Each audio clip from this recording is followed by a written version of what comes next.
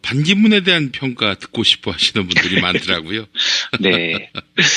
아니, 사실은 제가 정치를 잘 모르니까요. 그리고 반기문 씨가 경제정책을 발표를 한 적이 없어요. 그래서 제가 반기문 씨가 좀 경제정책을 발표를 하면 저도 이제 좀 해석을 해볼까 준비를 했었는데 아무 얘기도 안 하니까 제가 뭐라고 말할 수 있는 지식이 없으니 외교나 정치에 대해서 제가 모르니 그동안 아무 말을 못했는데 제가 말할 거리가 하나 생긴 게요. 최근에 그 엽기 행각들이라고 하나요?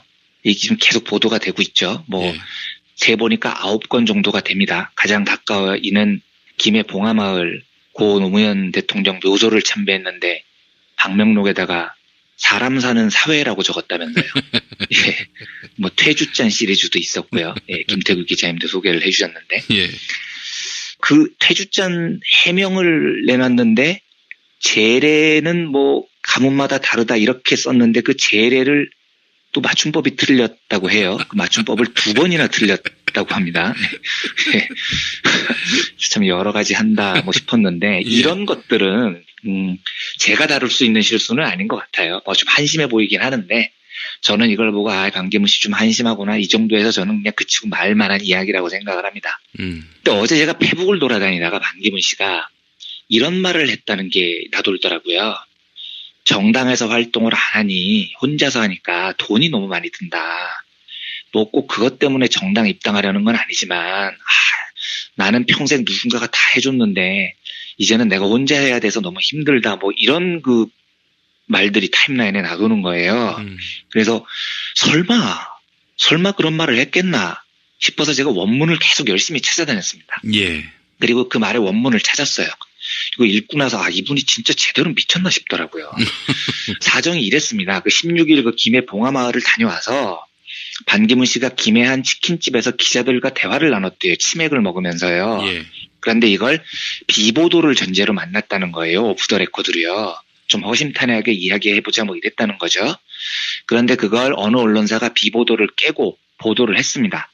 그랬더니 이제 이데일리가 취재 기자의 기억과 수첩을 근거로 대화의 전문을 실었더라고요. 그래서 제가 그걸 먼저 읽어보겠습니다. 예. 기자가 질문하면 반기문의 대답입니다. 예. 정치 세력이 필요하다고 생각하지 않는가? 나는 지금 당이 없고 세력이 없지 않나? 문재인 전 더불어민주당 대표나 박지원 국민의당 대표에 대해서는 조직이 엄호 사격을 해주는데 나는 그런 사람들이 없다. 당이 없으니 돈과 관련된 문제가 매우 힘들다. 나는 지금까지 고용인이었지만 이제는 고용주가 됐다. 정부와 유엔에서 봉급을 받았지만 이제는 전부 다 내가 해야 한다. 사무실을 43평짜리와 32평짜리 2개를 빌렸고 자동차 2대와 운전사, 비서, 항공료 등을 전부 내 개인 돈으로 내야 한다. 기자가 다시 묻습니다. 네.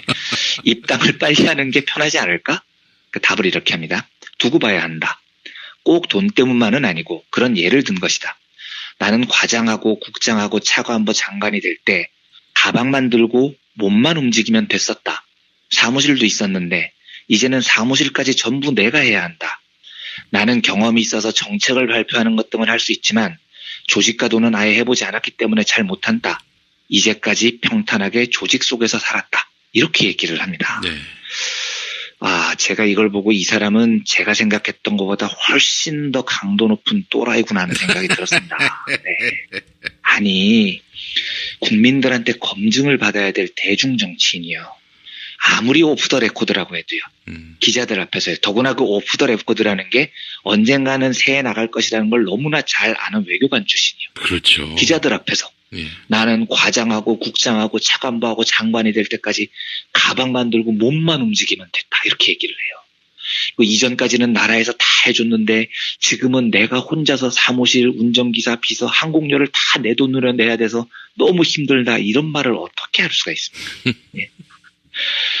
외교관 출신이라서 자기 딴에도 신경을 써서 한 이야기가 이런 얘기일 텐데요. 그러니까 제가 한번 방송에서 말씀을 드렸지만 사회적 의식이라는 건 사회적 존재 조건에 의해서 규정이 됩니다. 그러니까 인간의 의식은 자기가 살고 있는 존재 조건을 넘기가 힘듭니다. 그러면 반기문 씨는 자기 말대로 평생을 과장하고 국장하고 차관보하고 장관하고 유엔 사무총장 했기 때문에 가방만 들고 누가 의전 다 챙겨주고 자기는 몸만 움직인 사람이에요. 이게 이 사람의 존재 조건입니다. 그러면 이 사람의 의식은 100% 나는 당연히 가방만 들고 몸만 움직여도 되는 사람이야. 이게 몸에 배어버리는 겁니다. 이런 사람들은 절대로 서민들의 삶을 알 수가 없습니다. 보세요. 말하는 거. 항공권도 내 돈으로 내니까 너무 힘들다잖아요. 비서도 내가 월급 주니까 너무 힘들잖아요. 아니 항공권은 원래 네 돈으로 내는 거예요. 그리고 네가 비서를 채용을 했으면 월급을 네 돈으로 주는 게 당연한 겁니다. 그런데 이 사람은 이게 힘드니까 정당에 들어가야 돼. 이 난리를 치고 있습니다. 이 사람들은 기본적으로 뭘 모르냐면요. 정당에 들어가면 정당이 자기를 서포트해주는 조직으로 알고 있습니다. 평생을 그렇게 서포트를 받고 살았기 때문에 그런 겁니다. 예. 아, 내가 돈 쓰니까 너무 힘들다. 정당 들어가야지. 정당에만 들어가면 비행기 값도 누가 내주겠지? 비서도 해주겠지? 야, 신난다. 정당을 이 정도 존재로 생각하는 겁니다. 정당이라는 건 정당을 지지하는 국민들을 대변하는 조직이고요. 물론 예. 그 조직에서 대선 후보가 된다면 경쟁을 뚫고 그렇다면 정당에서 당연히 서포트를 해주겠죠. 하지만 정당은 본래 그런 존재가 아닙니다. 정당 안에서 자기의 이데올로기를 설파하고 자기 뜻에 맞는 동지들을 모으고 국민들로부터 지지를 획득하려면 제 경험상 정치인은 정당에서 받는 돈이나 혜택보다 쓰는 돈이 훨씬 더 많은 게 상식인 겁니다. 그런데 반기문 씨처럼 나 돈 쓰는 게 너무 힘들어. 정당에 입당하면 나 돈 절약할 수 있어. 이런 사고방식을 가진 사람이 정당에 들어가서 어떻게 정치를 하겠다는 겁니까? 정당은 그곳에서 자기의 지지를 얻기 위해 투쟁하는 곳이지 반기문 씨 비행기값 대신 내주는 곳이 아니에요. 그런데 반기문은 그냥 정당을 자기를 서포트하는 조직 정도로 생각을 하고 앉아있는 거죠. 이런 사람은 이럴 것 같아요. 자기 말로 맨 끝에 이렇게 얘기를 하잖아요. 나는 평탄하게 평생 조직 속에서만 살았다. 이렇게 말을 하거든요. 이런 사람들은 서민들이라는 사람은 평생 평탄해 본 적이 없는 사람들인데요. 반기문은 아마 우리나라의 서민 민중들이 참 신기할 거예요. 아니 유권자 여러분 왜 삶이 안 평탄하세요? 좀 평탄하게 사시지. 참 신기하네요. 이럴 사람입니다. 이 사람은요. 제가 자주 이야기하는 이야기인데요. 서민이 아닌 대통령은 서민을 이해 못합니다. 우리가 여러 차례 겪었지 않습니까?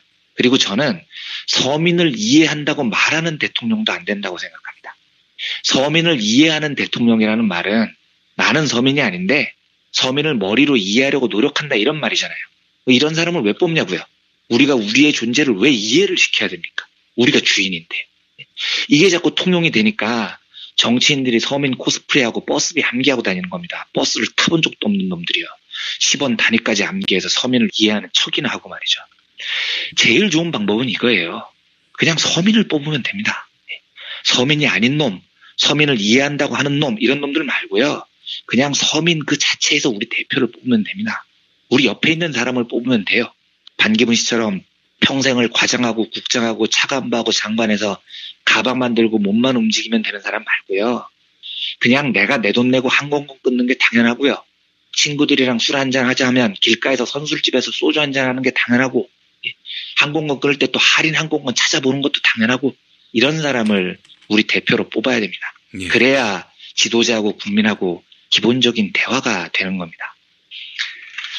하여간 제가 살다가 대중정치하겠다는 사람 중에 나는 내 돈 내고 뭘 해본 적이 없어를 이렇게 당당하게 외치는 정치인은 처음 봤습니다. 네.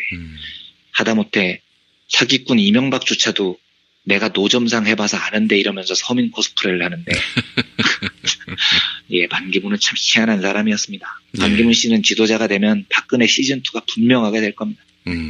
서민 코스프레를 해도 뽑지 말자고 할 판에 대놓고 나는 서민이 아니다라고 말하는 사람이 지도자가 되면 나라가 어떻게 되겠습니까?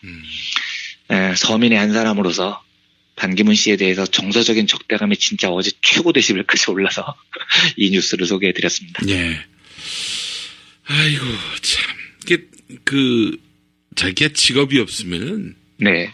체면이고 나발이고 뭐 이게 없어지나 봐요. 그러니까요. 이해가 안 됩니다 정말. 예전에 엄기영 한나라당 네. 강원도지사 후보 MBC 사장도 하셨고 앵커로서 그야말로 일가를 이루신 분인데 그럼요. 아니 그 양반이 뭐가 아쉬워서 자기를 MBC 사장직에서 내쫓은 한나라당 품에 안겨가지고 그러니까요. 그러니까요. 이건 결국 우리가 이해할 수 없는 거는 네. 내가 이렇게 되면은 아무것도 할 수 없는 네. 직업이 없는 이렇게 돼서 굶을지도 모르는 그런 심리인 것 같아요. 그러니까요. 저는 이해가 안 됩니다. 모든 서민은 은퇴하면 그냥 자연으로 돌아가서 다시 사는 건데 하여튼 참 저는 그 정서가 정말 이해가 안 됩니다. 특혜로 점철된 인생이기 때문에 아마 특히 더 그럴 것 같은데요. 네, 특히 그런 것 같습니다. 네. 자, 생계형 대통령을 우리가 세울 수는 없지 않습니까? 그렇죠. 예. 정말 서민의 대통령을 세워야 됩니다. 이번만큼은요. 예. 반기문 씨의 드러난 민낯을 오늘 우리가 함께 이야기해봤습니다. 제가 반기문이 쇼를 했다라고 이야기했는데 어떻게 생각하세요? 네, 그게 정답인 것 같은데요. 어떻습니까? 어제 사진 찍으러 간 거 맞죠? 네, 어제 반기문의 하루를 이제 따라다녔죠. 봉하마을하고 팽목항. 봉하마을도 그렇게 원거리를 다녔군요. 네, 그래서 하루 동안 대한민국 한 바퀴를 돌다 왔어요. 고생하셨습니다, 정말. 자, 어떻습니까? 봉하마을에서도, 팽목항에서도, 반기문 씨를 환영하는 분들이 굉장히 많더군요. 네, 환영보다는 이제 비판하셨던 분들이 많았는데. 제가 반어법을 쓴 겁니다. 네네. 그런데 항상 제가 어제 하루만 따라다니고 첫날을 봤지만, 유엔 사무총장이라는 타이틀, 그거 하나만 가지고 그냥 돌아다니는 것 같아요. 네. 그런 느낌을 계속 강하게 받고 있고, 이런 행보를 계속 할수록, 득보라는 실이 되지 않을까, 그런 확신까지 생겼습니다. 예. 반기문 씨가, 이 팽목항 갔을 때, 그때 하여간 측근이라고 불리는 사람들이 이래저래 미수습 가족들한테 지시하다시피도 하고요. 이런 꼴같지 않은 갑질을 해서 무리를 빚었는데 그 상황에 대해서 SNS에 글을 올리셨어요? 우리 김정환 PD가? 제가 그냥 너무 이제 흥분해가지고 제가 원래 그런 걸 잘 안 올리는데 이제 박순자 의원이에요. 안산 단원을 지역구 국회의원이신데 제가 지금까지 이제 팽목항을 한 달에 2번씩을 이제 계속 다니거든요.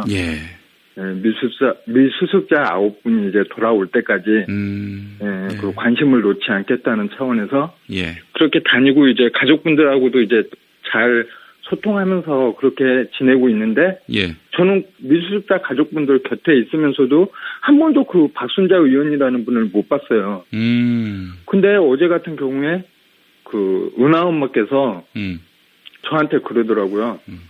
딱 3번 봤다고. 2004년도에 한 번 보고, 보름 전에 한 번 보고, 그리고 어제 팽목항에서 딱 3번을 봤대요. 2004년이면 아무래도 안산이 지역구니까 지역구 국회의원으로서 만났다는 얘기겠죠? 예, 그리고 세월호 참사 당시인 것 같아요. 2014년도 이야기하니까.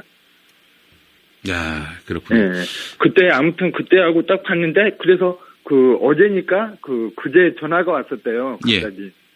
팽목항에 누구냐, 뭐 있냐, 막 그런 해가지고 기자들밖에 없고 이렇게 있다니까 아무튼 그래가지고 꽁고 나서 있었는데 갑자기 박순자 의원이 딱 나타났대요.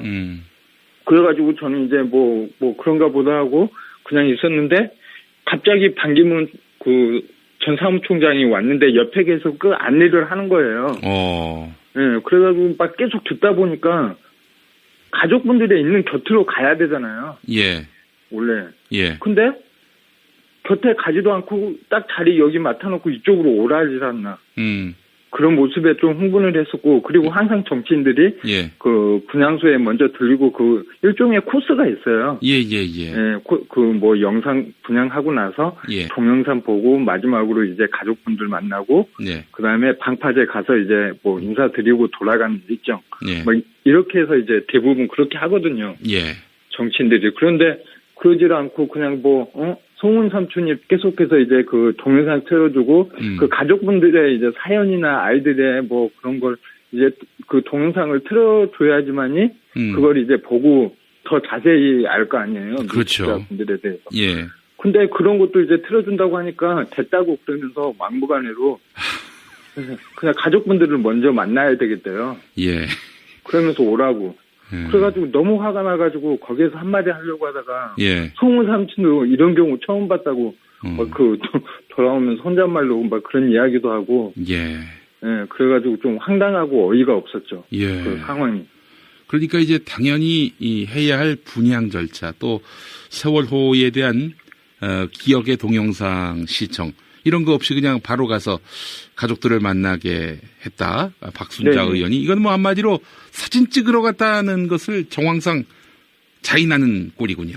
네, 당연하죠. 그리고 뭐 이야기 들어보니까 뭐 막 곁에 따라다니면서 이야기 들어보니까 그 반기문 전 총장께서 그냥 고등학교 2학년이라는 단어만 딱 이야기하고 그 위의 것은 아예 모르는 것 같더라고요. 그러니까 수학여행 가서 그런 사고를 당해가지고 이런 일이 발생했다 뭐 그런 식으로 이제 알고 있는 것 같더라고요. 뭐 예. 고등학교 2학년 그 이야기 외에는 뭐 다른 걸 잘 모르니까 그래서 아니 그 뭐지 상황 같은 걸 자세히 설명하고 그런 거 알려면 영상도 봐야 되고 뭐 하는데 박순자 의원 같은 경우도 이제 옆에서 소개한다고 하는데 자세히 알지를 못하는 거예요. 가족분들 소개할 때도 뭐 계속 다윤 아빠라 그러고 혁규 큰 아빠한테도 막 그런 식으로 이제 소개하고 뭐하고 막 그러면서 그런데 이제 그 가족분들이 계속해서 이제 미술자 9분들이 뭐 아직도 뭐 돌아다 그 얘기는 이제 알고 있었는지 몰라도 예, 다른 거에 관해서는 잘 알지 못하더라고요. 아, 잘 알지도 못하고 들어보니까. 와가지고 예.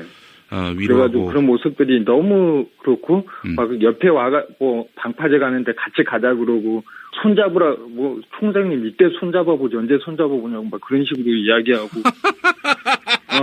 이때 손잡아 보고 이때 손잡아 봐야지 언제 근데 또 이 손잡겠냐. 워딩이 맞는지 모르겠지만 아무튼 막 빨리 손잡고 같이 가라고 그러면서 막 손 잡으라고 박순자가 예.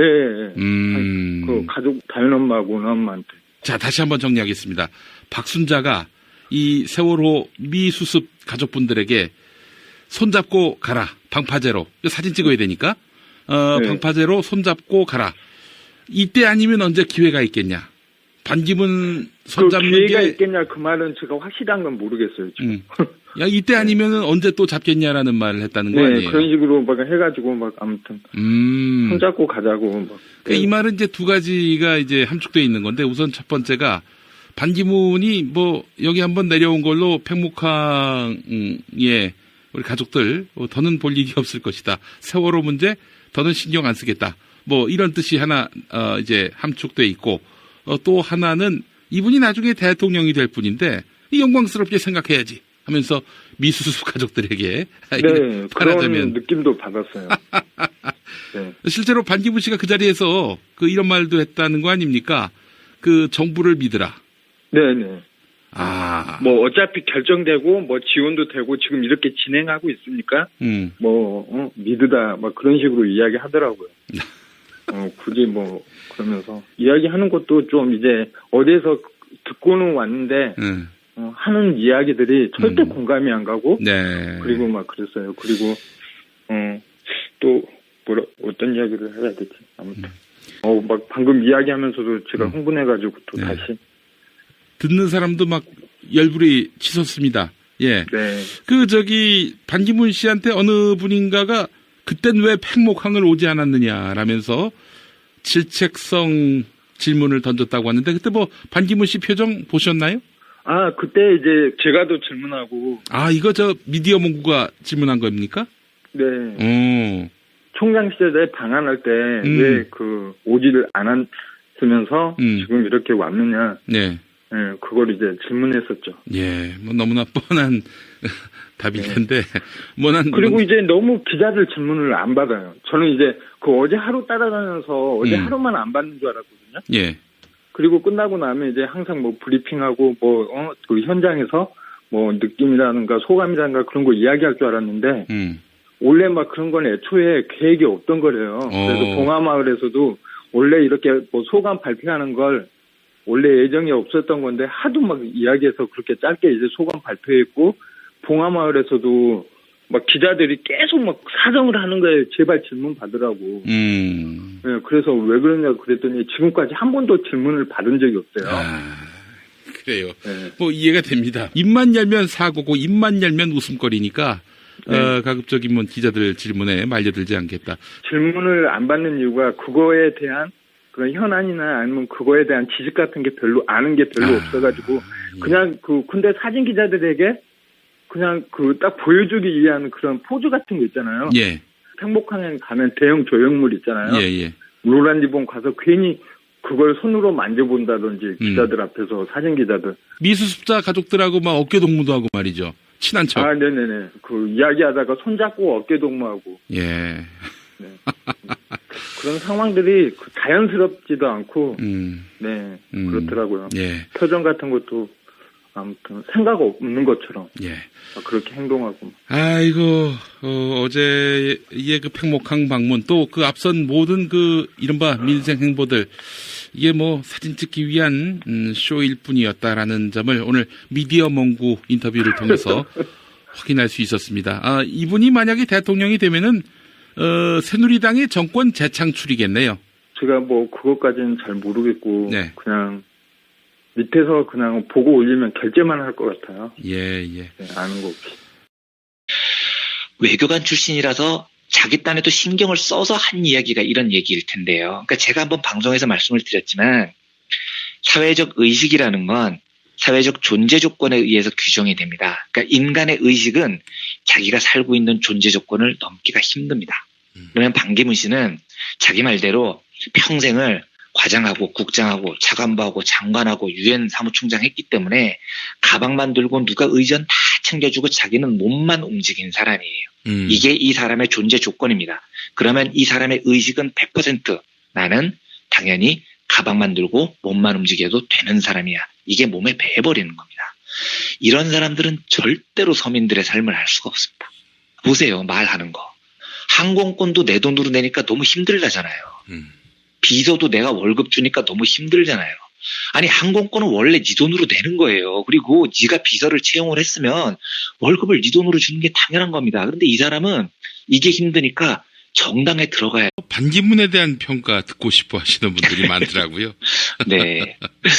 아니 사실은 제가 정치를 잘 모르니까요. 그리고 반기문 씨가 경제 정책을 발표를 한 적이 없어요. 그래서 제가 반기문 씨가 좀 경제 정책을 발표를 하면 저도 이제 좀 해석을 해볼까 준비를 했었는데 아무 얘기도 안 하니까 제가 뭐라고 말할 수 있는 지식이 없으니 외교나 정치에 대해서 제가 모르니 그동안 아무 말을 못했는데 제가 말할 거리가 하나 생긴 게요. 최근에 엽기 행각들이라고 하나요?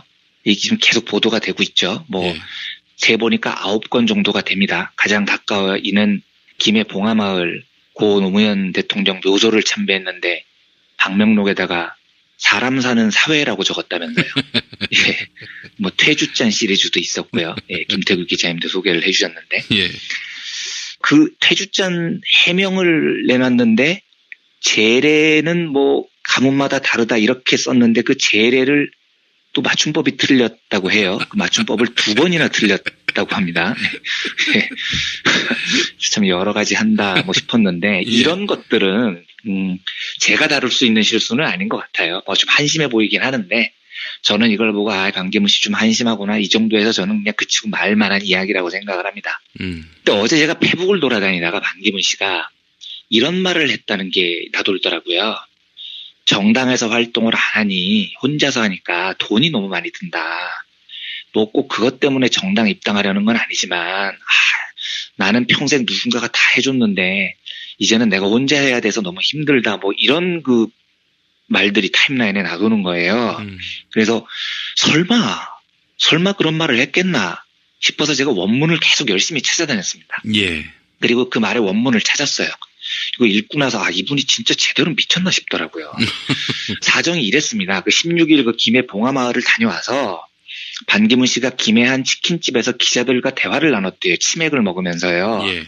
그런데 이걸 비보도를 전제로 만났다는 거예요. 오프 더 레코드로요. 좀 허심탄회하게 이야기해보자 이랬다는 거죠. 그런데 그걸 어느 언론사가 비보도를 깨고 보도를 했습니다. 그랬더니 이제 이데일리가 취재기자의 기억과 수첩을 근거로 대화의 전문을 실었더라고요. 그래서 제가 그걸 먼저 읽어보겠습니다. 예. 기자가 질문하면 반기문의 대답입니다. 예. 정치 세력이 필요하다고 생각하지 않는가? 나는 지금 당이 없고 세력이 없지 않나? 문재인 전 더불어민주당 대표나 박지원 국민의당 대표에 대해서는 조직이 엄호 사격을 해주는데 나는 그런 사람들이 없다. 당이 없으니 돈과 관련된 문제가 매우 힘들다. 나는 지금까지 고용인이었지만 이제는 고용주가 됐다. 정부와 유엔에서 봉급을 받았지만 이제는 전부 다 내가 해야 한다. 사무실을 43평짜리와 32평짜리 2개를 빌렸고 자동차 2대와 운전사, 비서, 항공료 등을 전부 내 개인 돈으로 내야 한다. 기자가 다시 묻습니다. 네.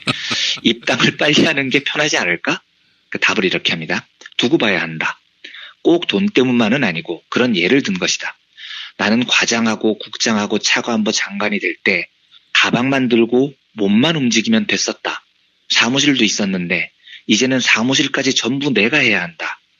나는 경험이 있어서 정책을 발표하는 것 등은 할 수 있지만 조직가도는 아예 해보지 않았기 때문에 잘 못한다. 이제까지 평탄하게 조직 속에서 살았다. 이렇게 얘기를 합니다. 네. 제가 이걸 보고 이 사람은 제가 생각했던 것보다 훨씬 더 강도 높은 또라이구나 하는 생각이 들었습니다. 네. 아니, 국민들한테 검증을 받아야 될 대중정치인이요. 아무리 오프 더 레코드라고 해도요. 기자들 앞에서요. 더구나 그 오프 더 레코드라는 게 언젠가는 새해 나갈 것이라는 걸 너무나 잘 아는 외교관 출신이요. 그렇죠. 기자들 앞에서. 예. 나는 과장하고 국장하고 차관보하고 장관이 될 때까지 가방만 들고 몸만 움직이면 됐다. 이렇게 얘기를 해요. 이전까지는 나라에서 다 해줬는데 지금은 내가 혼자서 사무실, 운전기사, 비서, 항공료를 다 내 돈으로 내야 돼서 너무 힘들다. 이런 말을 어떻게 할 수가 있습니까? 예.